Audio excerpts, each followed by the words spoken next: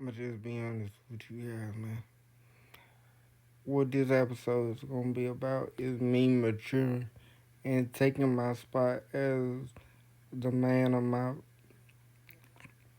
the man of my family because I feel like although everybody in my family has a vision, all the dudes in my family have a different vision for what they want their life to be. And there's no harm to anybody's vision. But I don't think nobody has a vision like mine. Nobody has a drive like mine. Nobody has a plan like mine. So I think it's really up to me when it comes to leading the family into the next generation. And I take that very, very seriously. And I plan to put us in a position that we don't have to ever worry about anything again.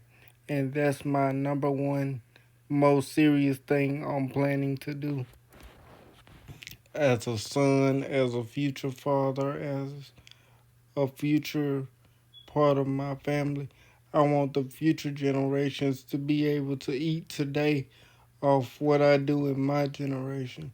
I want the future next generation, my kids, my grandkids, my nieces and nephews, to be able to eat off what I do today. That's why I always try to take myself seriously, make myself more professional, always try to grow in my spirituality because I'm always trying to learn. Everything I do today in my business is for the future. It's not about me now, it's about them later on in life that I'm setting up for. So that's why I'm working as hard as I am, not only for my future family, but for my current family and for those around me who need it. Like, I want to put them in the best position. That's why I have to take care of myself and keep myself in the best health and the best headspace. Because although it may not look like it, I know I have a lot of people that depend on me and depend on my good mood and depend on my good energy. So I do my best to keep my energy up and stay positive all the time because I know people need that. As weird as that would sound to most people, people need you to have that good energy. People need you to have that positive outtake. People need you to be uplifting when they need it because that small thing, as much as it seems like it may not matter to you, you take that away for one day and you see how it'll affect the place or it'll affect the energy. That's why empaths like us always have to keep our energy positive. We always have to smile. We always have to be productive because if you don't, that energy could change the whole house and make the whole house energy negative. You can't embrace the negative energy. You have to stay positive. You have to stay upbeat. And you have to stay a good influence to others.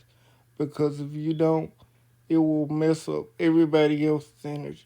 That's the hard part about being an empath that they don't tell you. Your energy affects everybody around you.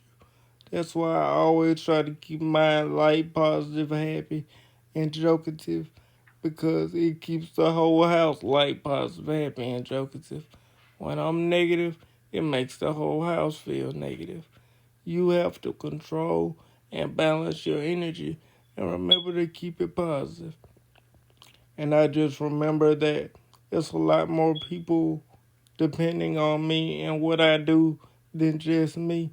And it's just me adjusting to the bigger responsibility, getting myself set for it, and getting ready to take on that responsibility and be the man that I was always raised to be.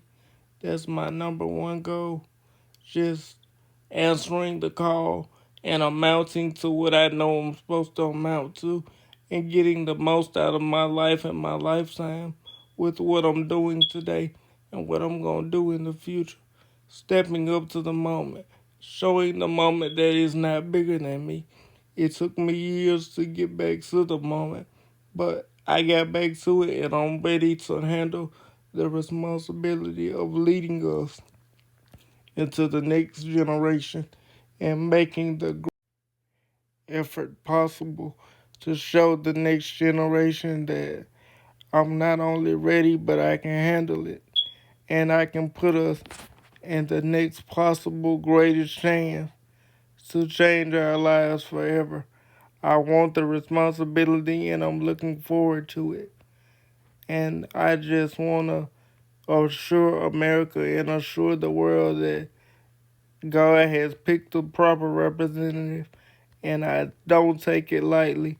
I take it with respect and will do everything I can to represent and hold the future generations of the disabled community and the future generations of my family and do the right things that represent them the proper way and just be the proper person that they need me to be, the person that they can come to for advice, the person that they can talk to when they need anything, and the person that will lead them with respect and in the proper manner. Because that's what I see for my future. That's what Spirit is pushing me into to lead the future towards. And that's what I'm looking excited about doing in the future, in my opinion. But that's just my opinion and my thought and my belief in myself, in my opinion.